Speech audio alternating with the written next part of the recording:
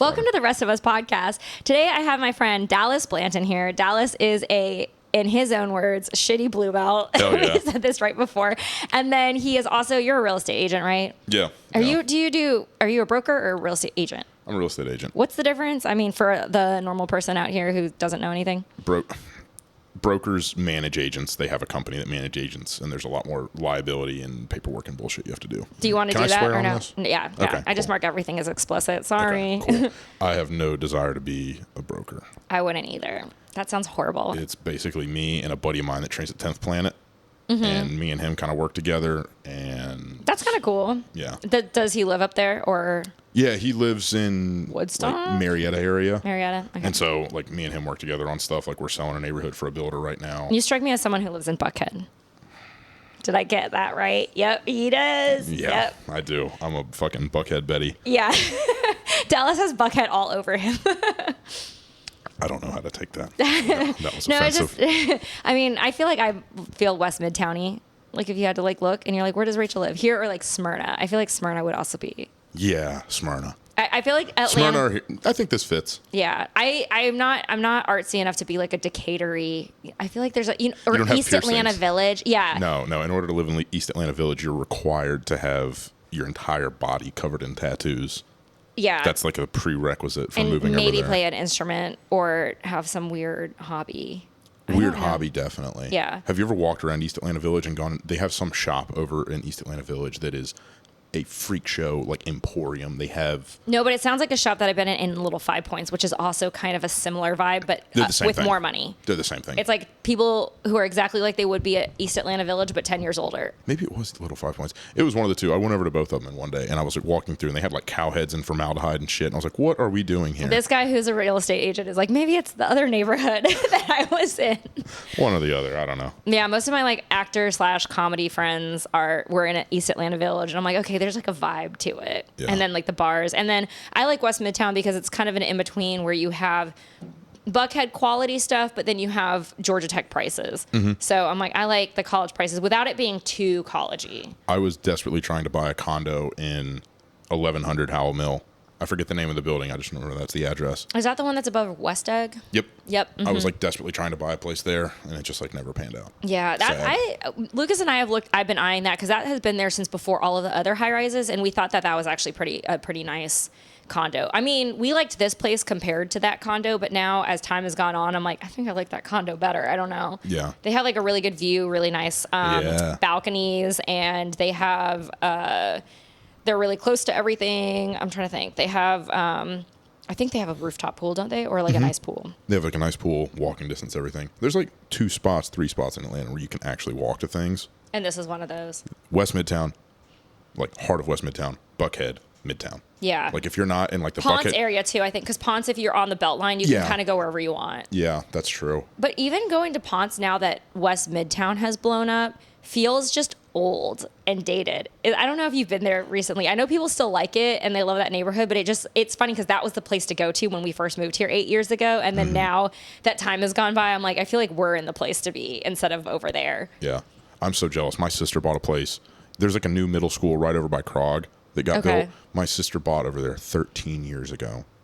Her and her husband, fiance. I don't know what he technically is. What is it, like 900 square feet for Partner. $700,000 or something crazy? I don't know what they bought it for, but whatever they bought it for, they've like tripled it in value. I'm so jealous. Yeah. So, given when they bought it, literally Helmus, my brother-in-law, was answering the door like once, twice a week with a pistol because homeless guys were like, knock, knock, can I sleep here? And he was like, get fucked. How about that? So That's kind of like, God, what's that area? The one that's over by like where Churches is and like, what's that neighborhood called? like churches. Yeah, like a you mean Edgewood? sister Edgewood. Yeah. Yes, Edgewood was another one of those because we had looked at buying there a while ago, and our condo fell through because Lucas has a VA loan, and there's so much VA stuff with the condos. That's such a pain in the ass. Yeah, and Yeah, we were doing they a gotta condo. be VA approved and all that. Yeah. Yeah, and like the HOA was like a mess and like whatever. But we were looking at a place in Edgewood, and then COVID happened, and that neighborhood got crazy during COVID, like 2020, like when everything was shut down. I think that they were like the streets had shootings, and like not that someone wasn't shot in our building like 2 weeks ago. Did you not hear that someone got shot downstairs? And like, which we feel great because it's concrete and we're 5 floors up. This is what's so funny about Atlanta is like you could say a story like that and you're like, yeah, we still live here. And we're like, whatever. Yeah. Buckhead too, though. Buckhead has its like all its crap too. I think Buckhead's more scary, actually, to be honest. The building I just moved out of 2 weeks ago had a murder-suicide. I moved out in March. Oh, February, wait, is March. that the Buckhead condo murder-suicide? It was 2 males? Yep, that was the condo I used to live in. Wow. Yeah, I literally saw... See, it could happen to any one of us, and the percentages... I mean, these are 2 in just, like, the last 2 months, and, like, look how close we are. That wasn't the first, like, I was dating this girl, and she was living with me, and she had a little camera for her dog, and there was one day I was at the gym, and she texted me, and in front of our building, she was like, I think someone just got shot. And I was like, oh, shut up, you're overreacting. She sent me the video because the Ring camera was still plugged in. You can clearly hear 7 shots go off, and a dude literally got whacked on the corner over an Airbnb dispute. I was like, yes, that's a logical way to end that argument. This is also same thing with us. It wasn't us, but we were in the Facebook group when I had Facebook, and one of our neighbors had a Ring camera that caught it was like 27 gunshots on our street corner. I don't think anyone died. It was, I think, 2 cars going at each other, and then everybody sped away. So who knows if anybody was actually dead? Because when there's no bodies on the corner, it doesn't get reported. It's, you know what I mean? Like, you don't read in the news that there was some crazy, Wild West shootout, but it was like 3 a.m. and we woke up, and our cats are funny because they only growl when there's gunshots. Like, they don't growl if there's fireworks. And I'm like, our little city kitties, like, they know. They know that it was like a gunshot. So the other... How do your cats know if it's gunfire? You didn't think about this when you were going to raise your children in the city, did you? It was so early in the morning. Even like the other day, we almost slept through our alarm to go work out because like we have to leave at 5 o'clock to go to our workout class in Chamblee. And we both slept through our alarm, and we woke up because of the gunshot and then our cat in bed growling. Because he goes, woo, when it goes under the bed. Who says living in the city doesn't have perks? You get woken up when you oversleep by the gunshots. Yeah, we were thinking this when we went, I'm drinking my protein shake and we're at the workout. I was like, man, without that gunshot, we would not be here right now. And everyone wants to complain. Fucked up. And somebody ended up dying, too. Well, yeah, someone ended up dying. Okay, never mind. Now I feel a lot more guilty about that joke. But well, sometimes you wake up too and you're like, is it a gunshot? And then you hear the sirens and you're like, yeah, that was what that was. Just getting progressively closer. You're like, oh, that guy's dead. Yeah. Oh, shit. Yeah. Also, we couldn't exit out the side that we normally exit because it was all police taped off. And so we went the other way and we're like, okay, police tape also. Crime scene. Not ideal. Yeah. Not the ideal setup. But I've never felt like we're at risk. I mean, knock on wood. You guys can play this at my funeral someday when I die at a quick trip. Here lie Rachel. She was trying to put gas in her car. 27 gunshots rang out. And rumor has it was karma for her talking shit about that dude that got killed. Look, this is actually how I guilt my husband into putting gas in my tank because I will run it all the way down. And I'm like, Lucas, I mean, if you want your wife to go put gas in her tank in Atlanta at the quick trip that has all of the crime, sure, I'll go do it. That's a good angle. That's good persuasion. Yeah. I like that. Solid. Have you ever considered sales? You can do that. I feel like this crosses from sales to blackmail, guilt. I don't know, manipulation. You know what they say? Good sales is just blackmail. No one's ever said that, but it sounds good. So it gets a lot easier to sell when you blackmail people. I also feel like sales works if you really believe in the thing. Blackmail or you believe in the thing. And I really believe that I don't want to die on it at a quick trip. Please, God, I don't want to die at a quick trip in Atlanta. This is not how my story ends. I came really close to blackmailing a guy in sales. Not actually, but I'm selling a neighborhood, and this Tell guy... the story as you're this trustworthy sales agent that people are supposed to have. How can I redact this enough so that it's not pertinent? But no, I was literally working with this guy, and I had met him and his wife multiple times, and then one time he came out to the neighborhood, and he's some guys will do this thing where they'll try and brag to you about cheating, which is an insane... You know someone like this, don't you? Yeah. Exactly. It's it's a weird male thing where some guys will want to brag, yeah, whatever. I was seeing this girl, and it's so slimy. And this guy's because to me about cheating on his wife, and I jokingly texted this girl. I was like, yeah, there's going to be a buy. It's either them buying the house or his wife saying bye to him. Because I was like, how bad do you want to save your marriage, champ? That's a really good one-liner, though. I think that's good. I like clever. what you did with that. Yeah, it's so punny. I can crack a dad joke every now and then. Yeah, with cheating husbands. It's a weird thing, though, is it not? Yeah, it's very strange. Yeah. What's the craziest real estate story that you have? Or, I mean, if you have more than one, I'd love to hear them. I'm curious. I've got a couple. It's Atlanta. I had this guy show up. So one time, I got a lead online, That feels sketchy to begin with. I mean, I know it's normal, but like. So for a guy, it's a lot less sketchy. I actually know a girl through like TikTok and Instagram or whatever that she's an agent up in Knoxville, I think, and she was like posting something that she had an online lead come through, and she's a girl, and she's like, hey, look, doing like an open house where like you're by yourself, or no? So the way they work is basically on realtor.com, you'll say, I want this zip code. And so they have their base of agents in the area. And every time you go on realtor.com and say, hey, I want more info, or I want to contact an agent, it'll pass that buyer's info to one of the agents. And so it just shoots them out. And it's basically like a round robin for everyone in that zip code. She had this one zip code. There was a house that this guy had requested info on. It was a home that was like on 5 acres out in the middle of the woods outside of Knoxville, Tennessee. She was like, hey, I don't go meet strangers at houses that are in the middle of 5 acres where no one can hear me if I scream. We're going to meet at a coffee shop first, and I'm going to get an idea for like kind of the vibe. And he's like, yeah, no, I totally understand that. So what time can you meet me at the house? And she was like, look, I don't think you're understanding. We're not meeting at the house. We're meeting at a coffee shop, like trying to give him the benefit of the doubt.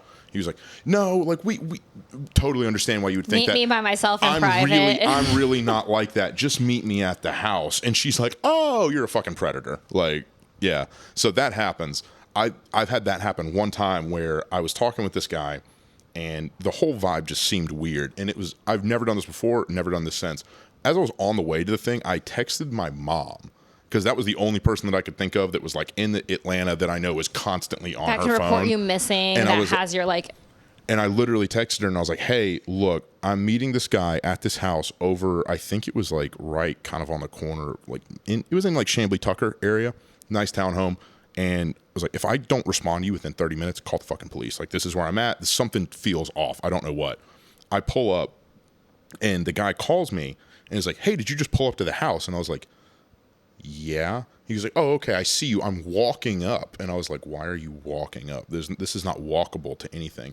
And coming down this hill, this is the middle of July. It is 97 degrees out. Is a guy in a hoodie with long pants on, like cargo pants, and a backpack that looks like it could not fit anything else in it. And I saw him in like a fucking twinge went up my spine. I'll show you a picture of him after this. He looks like a creepy motherfucker. His hair's like down to here and just had these beady eyes. And I saw him. But also, like, a hoodie in 97 degrees is always a red flag to me. Exactly. Lucas and I are like, we see that, like, Lucas mentions whenever we see somebody and it's like always by some gas station or something. He's like, bro, it's like 97 degrees. Like, how are you wearing a hoodie? Yeah. He just looked sketchy. He got there and I was like, immediately was like, I'm not going in this house with this guy. Something's off. I don't know what's off. Literally, when I saw him eye to eye, I felt like a fucking like chill go up my back, and I was like, I don't like this.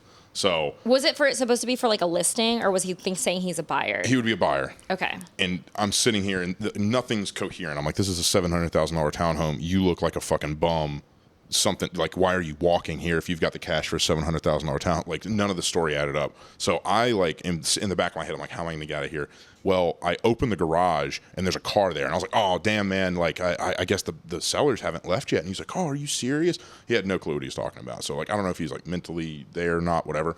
And so I faked a phone call and then was like, oh, we've got to go. Like, oh, they're still inside. They had to cancel. And he's like, that's so bad. Could we come back later? I was like, yeah, man, we'll come back later. Literally got in the car, sped off, never blocked talked him to on him everything. Again. Yeah. But here's the thing is that because like through realtor.com, because you have the zip code, if the same person hypothetically was just spamming inquiries like on the same property, you would get it would say repeat inquiry, and it wouldn't like, I don't think it docked you for it.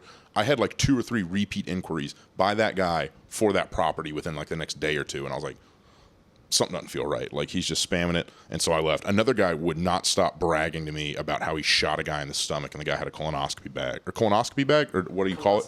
Colostomy? Yeah. Whatever the bag is that you, when you can't, This is an Atlanta buyer, just so everyone knows. Like, this is, welcome to Atlanta. So did you, okay, I always ask everybody this. How did you get into jiu-jitsu? And it wasn't because you're like meeting people like this out and about in the world? I got into jiu-jitsu when I was in college. I trained for 3 months at a school in Auburn, Alabama, and I got my labrum torn by a guy from an inverted triangle that didn't know what he was doing. Ugh, hold on. Inverted triangle. Let me think about it. It was like a weird side control thing where he was like trying to roll. It was strange. I've only had someone hit it on me like once ever since then. That's the best way I know how to describe it. I had been training literally 3 months. Labrum is, in your shoulder. In your shoulder. Okay, Technically, you have them in your shoulder and your hip. For some reason, when you said labrum, I thought you like tapped your knee, and then I was like, I thought I knew anatomy, but now I'm like, okay, yeah. So inverted.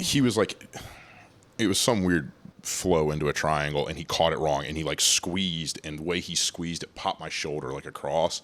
I like felt it go, and then I got a speeding ticket on the way home. Was that your like first class? That's like No, your... I was like 2 months in, I think, and I was like, all right, well, that sucked. And so I got my shoulder put back together, and I quit jiu-jitsu for a while. It's so crazy because I've heard that the number one injury for white belts is shoulder injuries. And a lot of people that I've met who've quit jiu-jitsu really early, it was shoulder injuries. Because everyone's like, always worried about legs and like whatever else. And I'm like, no. I think shoulders just come on so fast and you just don't know. They do. Like even like back triangles, like that back triangle Americana apparently can rip everything like from 0 to 60 kind of thing. You have so much power over someone's shoulder when you're in that position. It's like I can blow your shoulder out and you'll have no idea. Yeah, because it does come on really quick because it goes from like pressure to tear without without knowing. It's almost like how heel hooks, it's like from 0 to whatever. And Campbell told me that because we were working on that. And he's like, yeah, when you do that, and then I have been using Submeta because I really like Lachlan Giles, the way he explains things. What's great is he can explain everything in like 49 seconds to like a minute and 30 seconds, which as much as I like AOJ Plus and some of the other ones, like sometimes I feel like I'm learning like 5,000 lessons over like whatever, but Lachlan Giles' stuff like stacks, and he was doing that Americana one and also mentioned something similar about like when you brush it over, he's like, just be careful with this one. Yeah. So that checks out a lot. I also feel like some of the crazy triangles judo people do because they have to do those quick triangles from like turtle and stuff. I'm starting to like see triangles everywhere just from training with Sarah every once in a while because she does like weird triangles. She like I'm like, how am I facing this side of her ass like in a triangle? But judo's like that where they like step into these things to get those quick submissions. That's kind of how the one that fucked my shoulder up came on. It was like I was on the ground and like I knew enough about side controls. Like, all right, I want to try and keep him off of me. And then it was like I started to roll over one way and he had my arm, and then I just felt a pop. And I was like, fuck. Is it still torn? Is it like one of those surgery fixes, or is it just get better? I got it fixed. I've had both my labrums replaced. So one baseball, one jiu-jitsu. And then I tore it again doing demoing a house that I was flipping. But I got stem cells shot into it, never had surgery. So nice. Okay. Yeah. I mean, my wrist hurts. And I know that there's like, certain shots and stuff. What'd you do? I blocked, I'm 35 and tried to do wrestling, but I feel like that's like exactly why. You can stop the explanation. Yeah.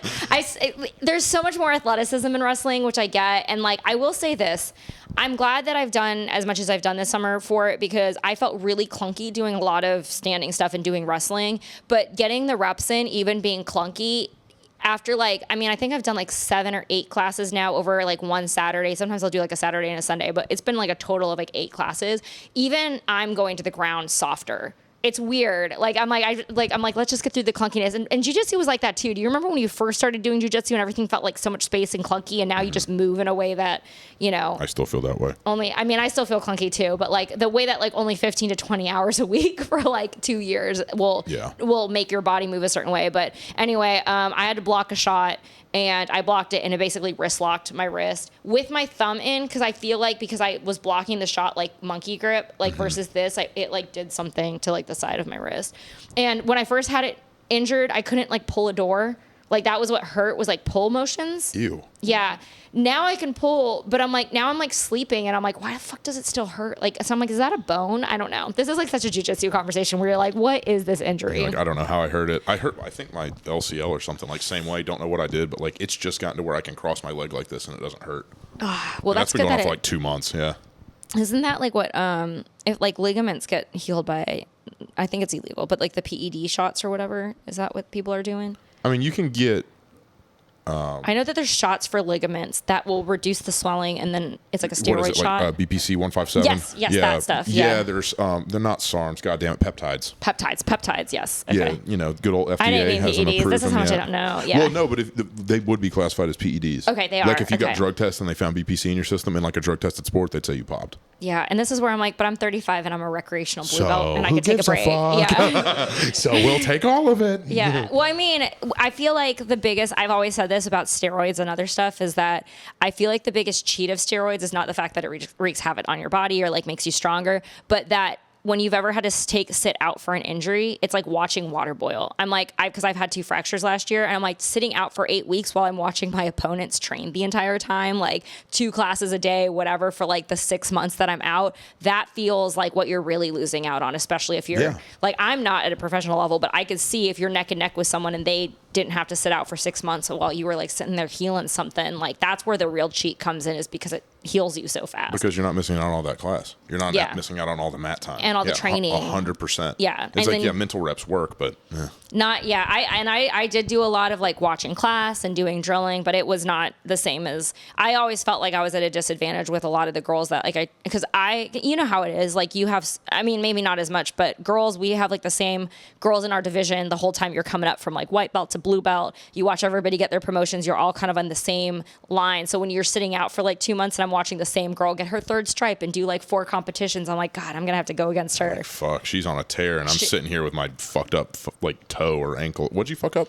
Right now it's my wrist. Well, no, but like before, didn't you like break a toe or something? Yeah, I Like, broke my big toe, and it was so annoying because I broke it, like, not even anything cool, but in the gi. Like, it got caught in her gi. Yeah, like, kind of in the back of her gi. And I was winning. Like, I had come out on top and swept, and I kind of wanted to, I wanted to get untangled, but then I also was just like, okay, I guess the ref's not going to untangle me. So I reached down and untangled it, but it had been in it just long enough, and it, like, basically broke the corner of my bone of my toe. So it hurt pretty bad, and then that's your stabilization toe. So, Yeah. like, I couldn't like tripod. I couldn't like do anything on my feet. Like, you know how we pass and we're on our Yeah. toes the whole time? Couldn't do any of that. So I had broken my finger before that, and like you can do a lot of I don't cut weight anymore. I'm like saying this, I'm like, I am the poster child for like, do not cut weight and be dehydrated before your competitions and like all that kind of stuff. Cause I wasn't cutting weight anymore by the time I broke my toe, but that whole year before that I spent injured, I was cutting weight for competitions, and there was just no need to. fuck that. Yeah. It was like amateur, same day weigh, and you're not supposed to. Yeah. I'm so almost evangelical ambassador about it. Like, don't cut weight. When you broke your toe, did you feel it like right when it broke? You're like, Oh, oh shit, I broke my toe. absolutely. Did you Yeah. tap or did you keep going? No, I kept going. I wanted, so like when I was in it, I had like swept, I was on top. I finished on top, and then I won that match. Fuck yeah. Yeah. Fuck yeah. That's sick. So then I like went to like, I got my hand raised, and then when I was walking off the It mat, fell. truly though, it was like my foot buckled. I was like, oh, and then I was like, ugh, something happened. And I like go off, and then like Brady looks at it and he's like, just tape it up. Greg's like, just tape it up. And I'm like, okay. So we tape it up. I go into another match, which I won. I won the next match. That with it. motherfucker, that's sick. Yeah, I was like, Rachel winning new breeds with a broken freaking toe. It's not worth winning a new breed. And so I won that next match. And then I honestly think it didn't really break until that night, though. Like, it hurt, and I knew something had happened, and I had ice on it. And I was joking. I'm like, I'm pretty sure I broke my toe, because this is coming from the experience where I had a broken finger before, and I know what something broken feels like. And I was looking at it. There's ice on it. It wasn't purple yet. And I was like, but it feels like something's fucking wrong. And then that night I went to a Christmas party, and I was just like walking around. When I took my shoe off, it was like purple. And I was like, okay. So I'm wondering if like walking, I think I hairline fractured it, and then walking on it.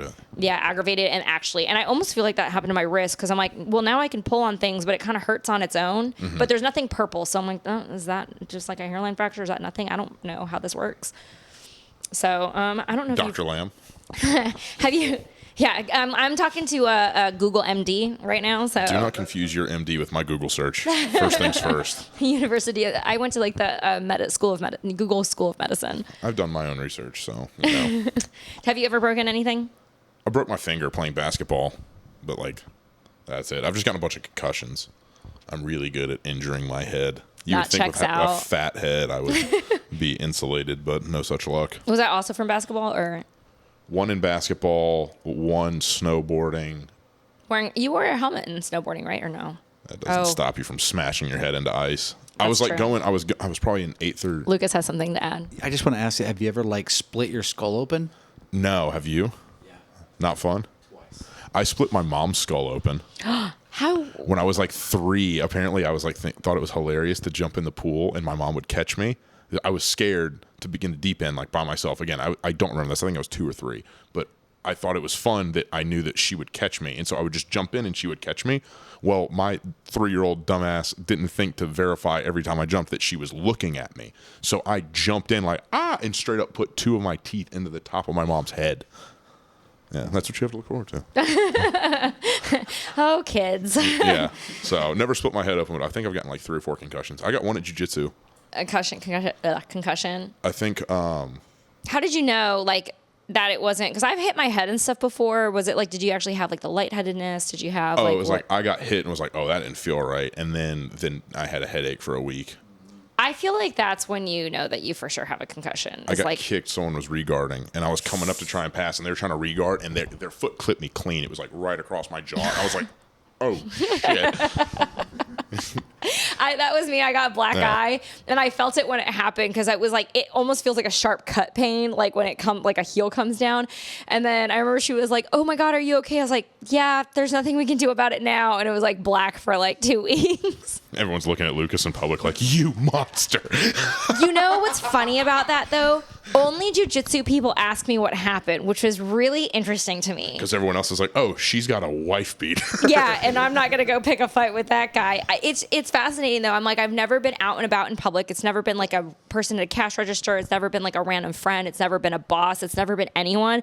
The minute I walk in, which you would be like, yeah, it was jiu-jitsu. But like every time I've ever walked into an environment with like a jiu-jitsu or like a kickboxer, they're always like, oh, what happened? And I'm like, oh, you know, like whatever, triangle or like this or that or like regard. And like I always like explain what happened. But I find it so interesting that as walking around with a black eye for 2 weeks, is actually nobody else brings it up. There's got to be something with like the people in MMA or jiu-jitsu gyms are just like accustomed to that kind of thing happening. So it's like, oh yeah, like what happened? No where one someone thinks else that is like, I don't know what happened. Like that's terrifying, and they're like freaked out by it. Everyone's just kind of accustomed to violence in some capacity. Yeah, they're like, well, not only are they like, oh, I'm not accustomed to it, but I can't do anything about it because I don't fight. So yeah, true. I'm like, I'm wondering if it's just like jiu-jitsu people are like, yeah, so what really happened? It's like, oh no, it was training. Okay, if you say so.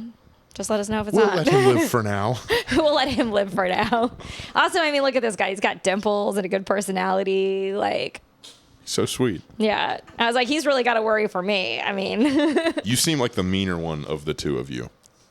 I'm not offended because it's true. Lucas has a much you're more... 100% the meaner of the two of you. Yeah, you should see. Lucas is like he blocks. He doesn't block me, but whenever we get in a fight, we've since the beginning of our relationship, even though phones weren't as big of a thing when we first started dating, because we've been together for 16 years, we always made it a point like we weren't going to fight in text messages. We were going to fight in person because it's you got we're going to nuance. scrap it out. Yeah, we're going to scrap it out and look at each other and argue in person, so that way you could say something, it hurts their feelings, and you see it and like all of the different things. So as we've gone on through time, I'm really guilty of like when we're fighting, I send him like a novel text message now, and he just doesn't read them. He just he'll like delete them. Hell yeah, dude, powerful. It's there's good, a reaction picture I'll send to you, and it's future, and he goes, "I'm proud of you," or "I'm sorry." I don't know. I'm not reading all that. It's a great one to use. It goes over really well. I know. It's so bad. It is good that I wrote it because it helps me sort out what I'm thinking to be concise. But then he'll delete it and he'll literally text me, I didn't read any of that when we're already fighting. That's fucking powerful. I like that. Yeah. He's like, I didn't read any of that. And he's like, we'll talk about this when I get home or like whatever it is. And I think that's also very healthy. People will ask us tips, and I don't think, I think we are mostly lucky that we've been together, but I think something that's really helped us get this far is we don't fight in text messages or emails or anything like that. I also think that like when you do get in a fight, like a lot of times you don't realize that you just would prefer to say something so mean to hurt somebody instead of it actually being true.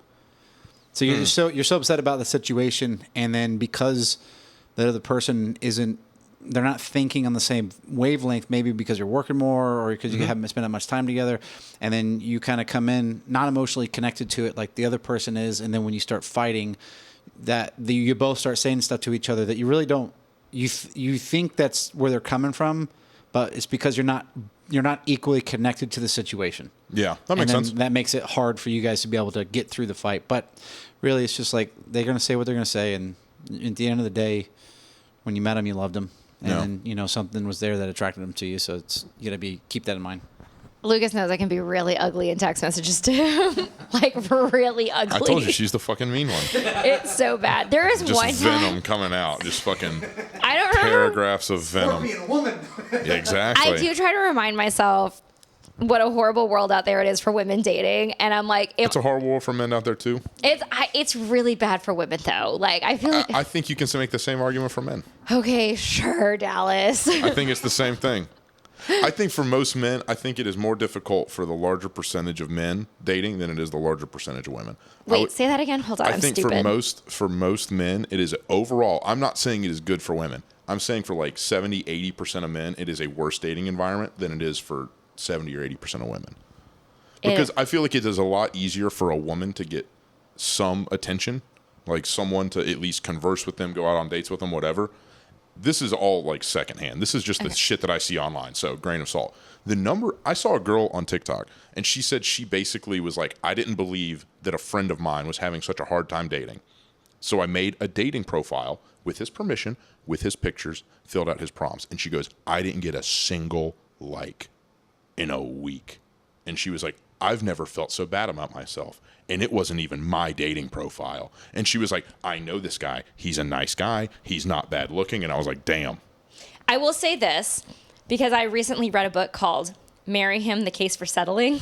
You told me about this. I remember when you were saying you were reading this book. Yes, I listened to it. This is actually one that I audiobooked, but it was very interesting because this woman is 42. She had a baby on her own with like a sperm donor, like did all that kind of stuff because, you know, her clock was ticking. And like she was talking about how like the options that she has at her age versus when she was younger were so much worse. So, yeah. So what she was saying was like, she's like, I broke up with people for so many reasons, like in my early 30s or like in my late 20s, that now I'm like, God, I would take that person back because it seems so petty because what's left at that age. Yeah. So I will say men do have this where that is because you're 27, right? Yeah, 27. So like when you're 39, the difference for a 39-year-old man dating versus a 39-year-old woman, like if you're a person who wants to get married and have a family, because a 39-year-old guy, he can date like a 29-year-old woman, 100%. a 26-year-old woman. Yeah. A 39-year-old woman, like she's looking at divorcees who are 50. That's basically what this woman was saying is like one of the things that she had to let go was the idea that she was going to be someone's first wife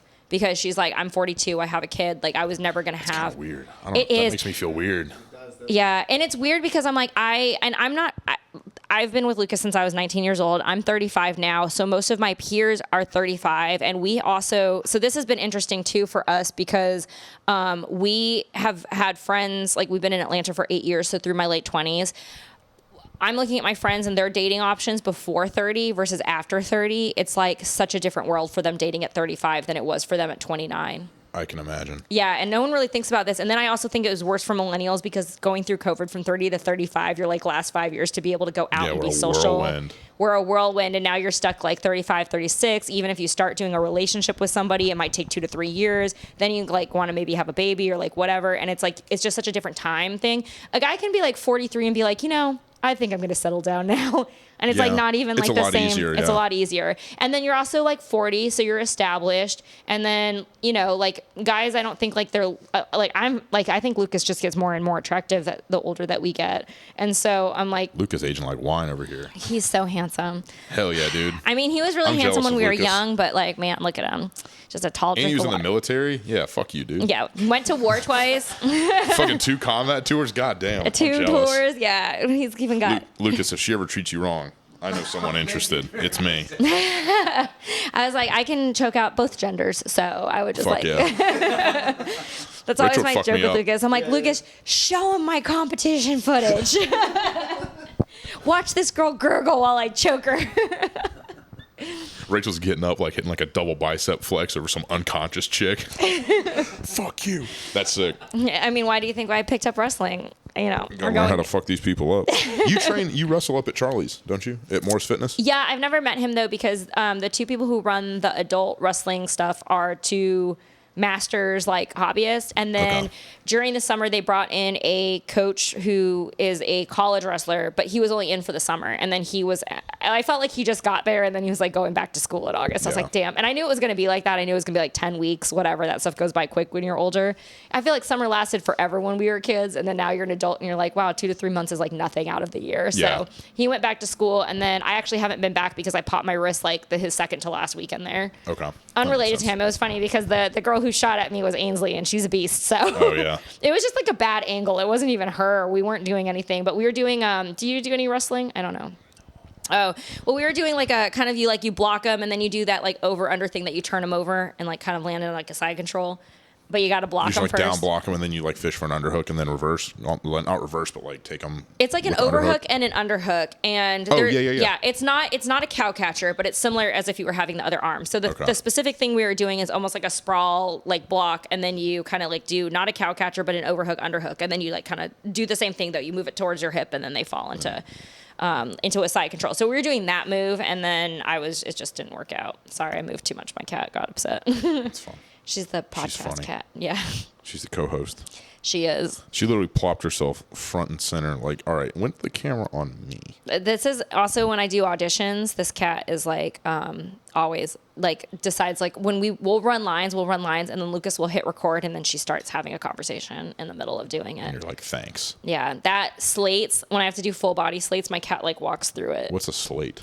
You go, Rachel Lamb, 5'6", Atlanta, Georgia, and then you submit that. I know, this is what I chose to do with my life. I don't understand. It was cute and fun when you're 24, but when you're 35, you're like, God, what am I doing with my life? That's crazy. Yeah. Acting is such a strange business. To It me. is. It attracts strange people, too. I will say I do like jiu-jitsu because my whole community for a second was just all actors. And, I mean, you can even see from the ones who do make it, like celebrities, like it's just a very specific segment that pretends to be other people for a living. I've always thought, people are always like, oh my God, it's so weird that this actor's having mental health problems. I'm like, bro, their entire life is pretending to be someone or something that they're not. How do you think that affects you mentally? And then also if you think about like the popular kid in high school, you know what I mean? And then like you're going to Vapid. Comic-Cons. Yeah. Yeah. Vapid. But just imagine like you everywhere you go, you like even if you're a douchebag, but say you're like on a TV show playing the douchebag, right?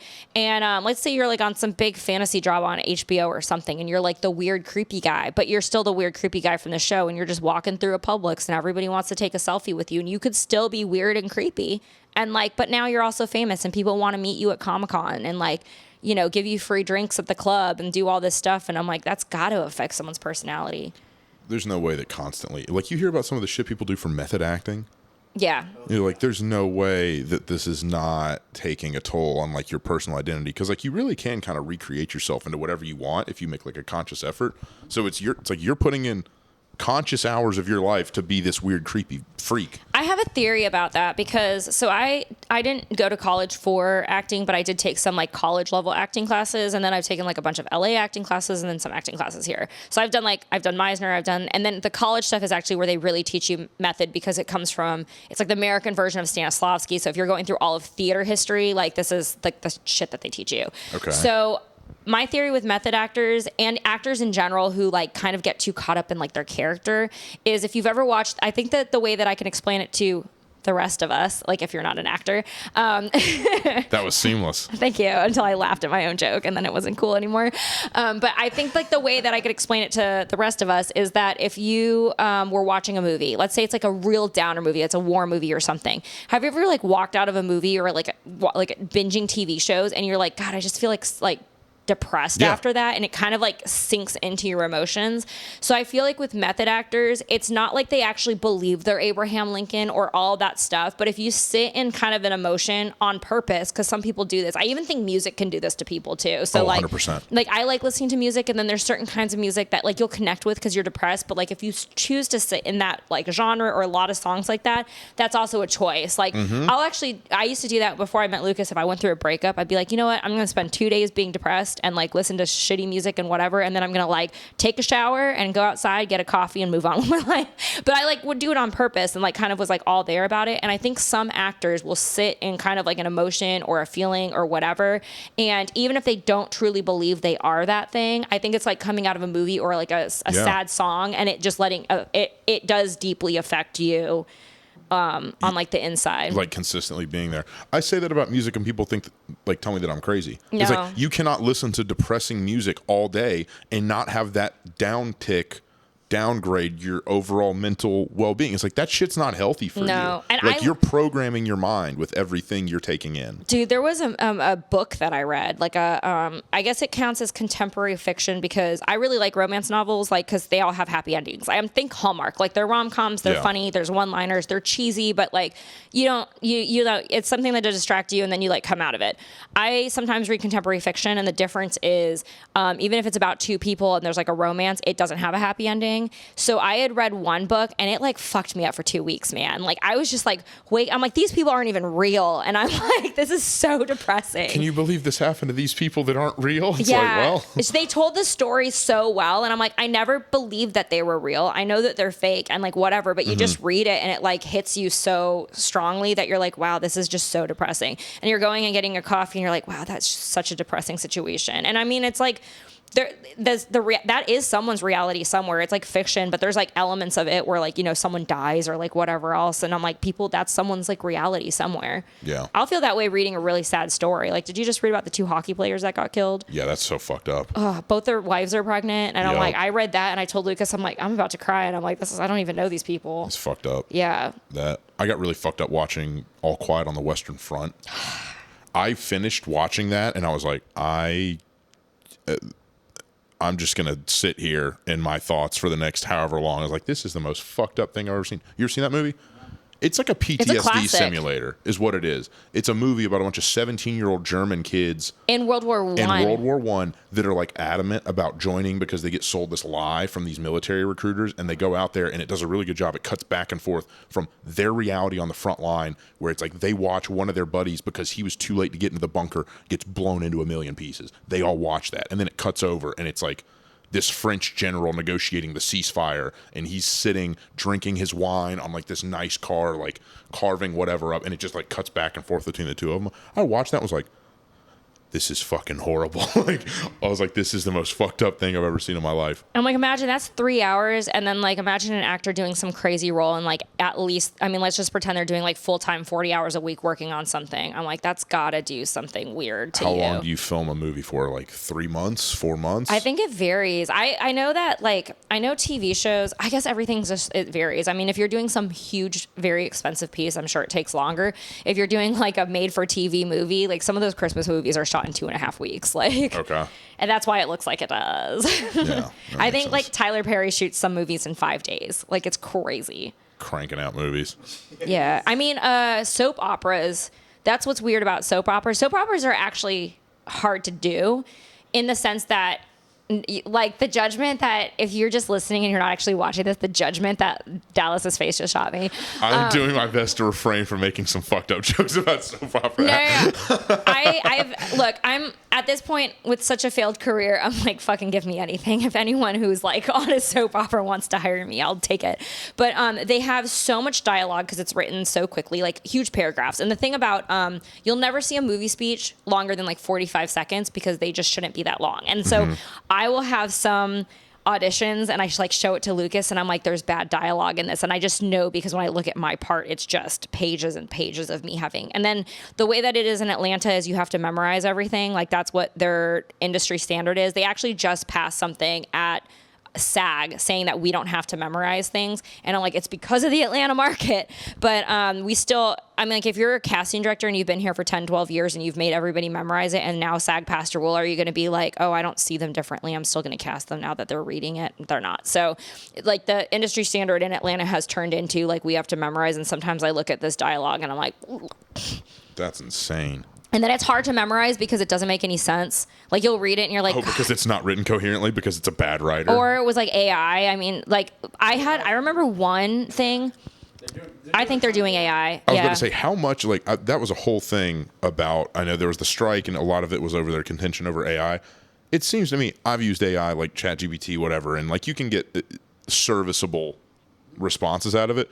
I feel like for something like a movie, you're not even going to get anywhere close to what you need for like a production, like a high production level. No. Well, for example, one of the lines that I had to read for a, I think it was a made-for-TV movie or something. I'm reading it, and I was like a news reporter. And when you read it, it does sound like a news report, but it also, if you really read it, it makes no sense. Because it had like some line like, we're talking about emergency services, and then it says fire, this and that. But instead of it being like a colon, it was just saying like, yeah, the fire department, the EMS, and emergency services are here. And you're like, this doesn't make any, it sounds like something that you would be saying, but when you read it, you're like, actually, this makes no sense. This is the same thing. And like, Yeah. and then a lot of that particular, like the way that they were describing, like, yeah, and then the murderer was like 5'8", so blah blah blah blah blah, and then he was short, and then blah blah blah, and they like repeat stuff, and you're like, this doesn't make any sense, but it sounds like a news report. Yeah, so like the tonality is correct, but the words are not. Yeah, I have a theory about AI and movies. I don't know. Did you read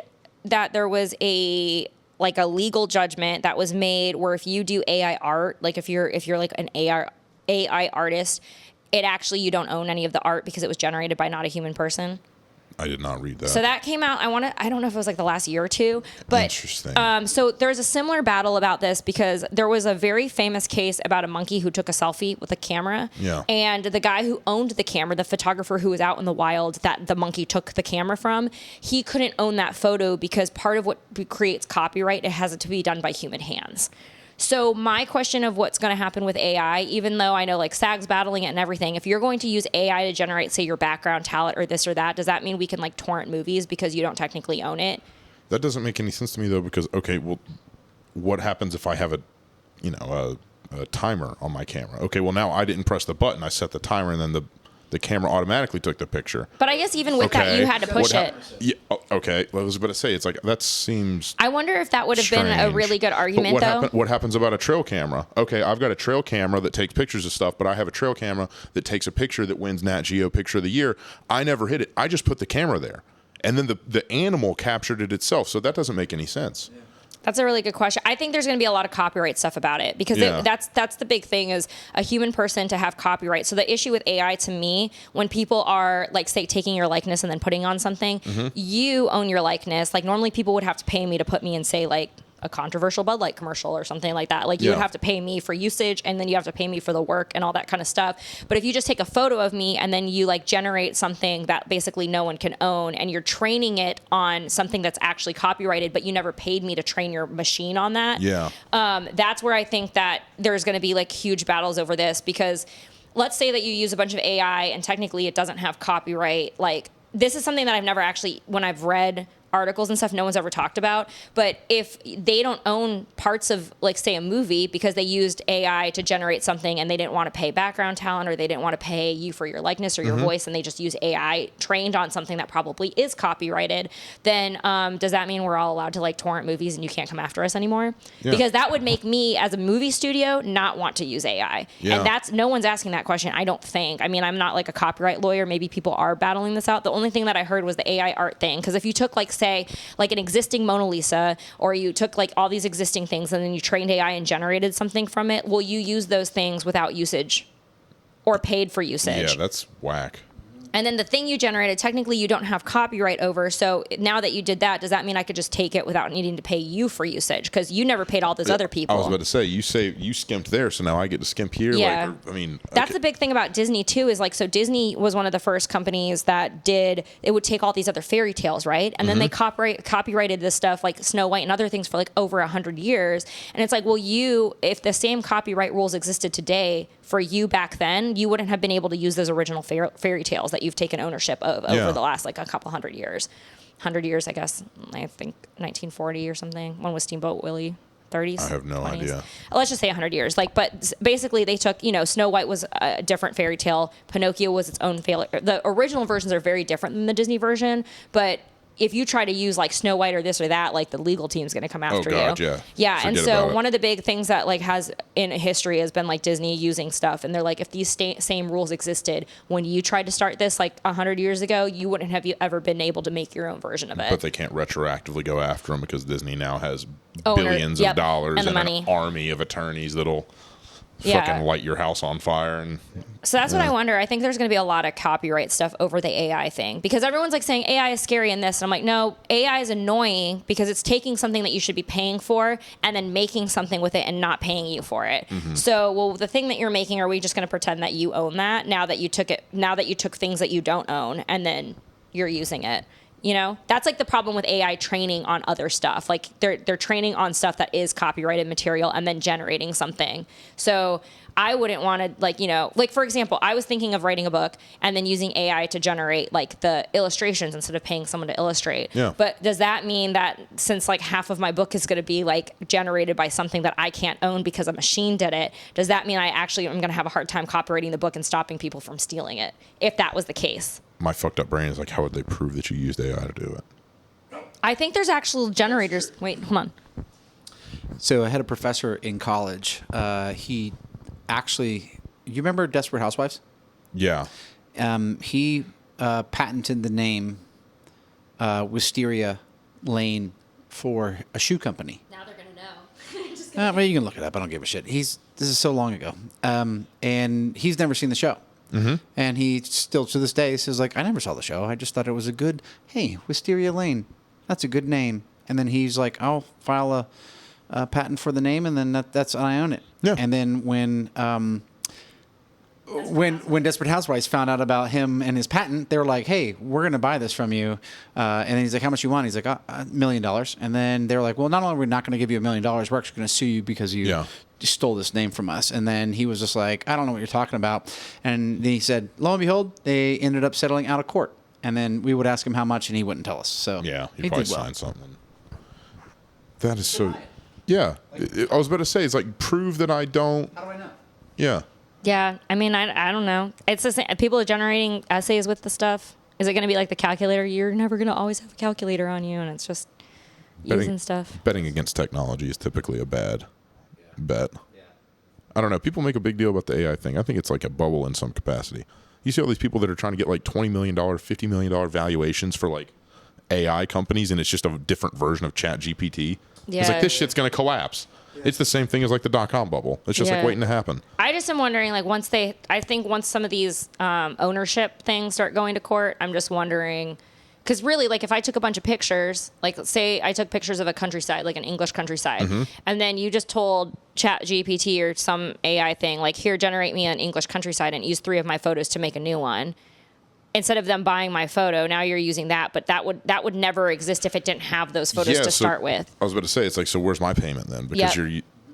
So I think that, but there's no laws for it because it's so new. It's so new, and there's no laws for it. They're not breaking anything. So this is where I'm like wondering, is it going to take like people pirating movies and saying, well, they didn't, like, 40% of that they didn't make, and so I'm not, I can't be responsible, because the problem is they're taking stuff that's technically should have like usage, and then they're generating it into something and they're just not paying people. Don't worry. I'm sure the 80-year-olds in Congress have a great understanding of everything we're talking about and will act accordingly. I'm sure they have the situation in control. We have such a bright future, Dallas. Explain that to an 82-year-old congressman that is not sure what planet they're on. This is where I wonder. I'm like, I just like wonder how that's gonna go. Because even same thing with like replacing the workforce or doing other things.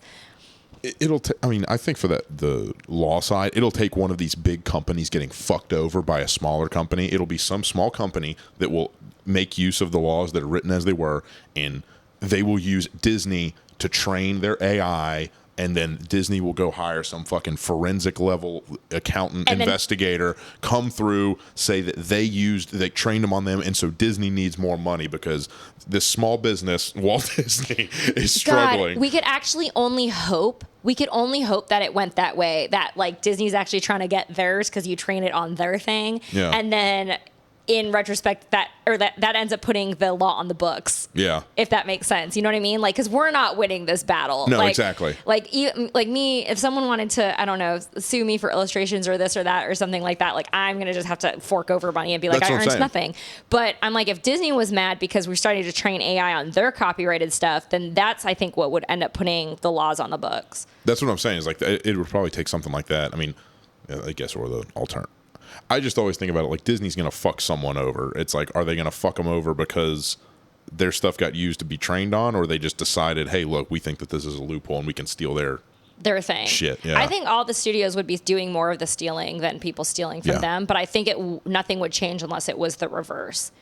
Like, I think more stealing would have to happen.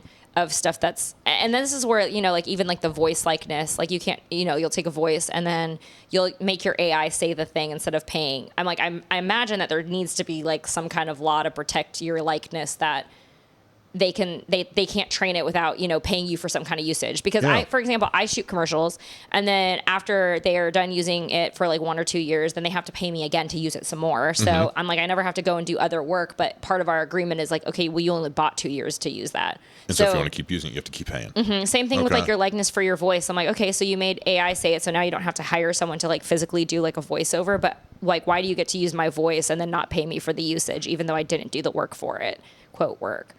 I have no idea how the fuck you rectify that. That makes no sense to me. No, I think this is like why everyone gets so confused or scared or whatever. And I'm like, really, it's just a copyright situation. It's like any other usage battle. Like one of the reasons I stopped doing non-union commercials is not like I booked way more when I had like non-union commercials and stuff like that. But then when the renewal came up, I'm pretty sure some of them they were still using. Like I'm almost certain that like some of them they were using and they just wouldn't pay me for the renewal. But what am I going to do? Go take... I was about to say, you're going to go sue them over it? Go sue some hardware store that like has millions of dollars and like go try to get another like, $1,500 to $5,000 from them and like go file in small claims court and do it. Like that's so much work. The nice thing about SAG is when you have a SAG agreement, you just file a complaint saying like, hey, this is my usage. And then they send you a check. And then they solve it for you. Yeah. That's like odd transition to real estate stuff. There would be people that would say like, oh, well, we can sue them over it, referring to, and this is different jump, but it's like, we can sue them over it, referring to like $2,000 or $3,000 of earnest money. It's like, hey man, do you know how much attorneys cost? Yeah. Because you're going to win $3,000 and spend 10 to get it. And it's although, have you ever done small claims court? Have you ever done small claims court? I have not. No. It's actually, so Lucas and I had taken a small business management for small business owners at a junior college when we were in California. Okay. And this is back when you could take college for like $35 a unit. So we just did this after I was out of school. I think he was still in school. And one of our assignments was like filing in small claims court example. Like we had to do like a mock version of like filing a small claims court, because they're like, one of the things that happens is like you need to be able to just go sue somebody yourself, so that way you don't have to for anything under $5,000. Yeah. And most of the time when I meet people who've like been to small claims courts, it's because their landlord or somebody in real estate had actually sued them. Yeah. I was gonna say that's like pretty much your only hope. But it's $60 to file, I think, especially in like Georgia. I didn't mean to kick that. I'm sorry, Kat. You're good. You're good. Look at her. She's such a thug. Yeah, like small claims court is like something between, depending on the state, it's like $40 to $60, $80 or whatever, and it's normally like under $5,000 or $8,000. It's under 5, I think. Under 5, yeah. I think it depends on like the county or something you're in, because I want to say California they raised it because everything's more expensive there, but yeah. I could be wrong. But like, and it is specific to like what county you're in. Like you would file in Fulton County or whatever. So you could like file over like $2,000 or whatever, and you're like, okay, I would just like have my argument, make sure you can make it, and then you spend the $60 and then you go talk to someone. And a lot of the time to my knowledge, I've never actually done it, but what they told us when we were in school is like, if you can make a good case, then you'll be fine. But people freak out when they get sued. Like I have a friend who her landlord took her to court for like $3,500 in damages that weren't real. And she was so stressed out, she just paid him. And I'm like, no. She was like 22, like and she military wife, slumlord, all of the things like in California, because we were in a military town. Mm-hmm. And I was like, had taken the class already by then. I'm like, no, like you just need pictures. Like, Rachel, I didn't take pictures and I can't prove. And he's got all this money. He knows the judges. And I'm like, well, that's what they make you think. Like, I was going to say that's all posturing probably on his part. Yeah, he's trying to make himself come across like, oh, this is not worth your while to fight me. And I'm like, it's small claims court. I'm like, he's saying that the carpet that you can prove on the internet is worth like 18 cents or whatever. He's saying that it's worth $3. Like everything was inflated. Like we knew that like the stove was not worth more than $350, $400 at the time. This is like 15 years ago. I'm like, we knew.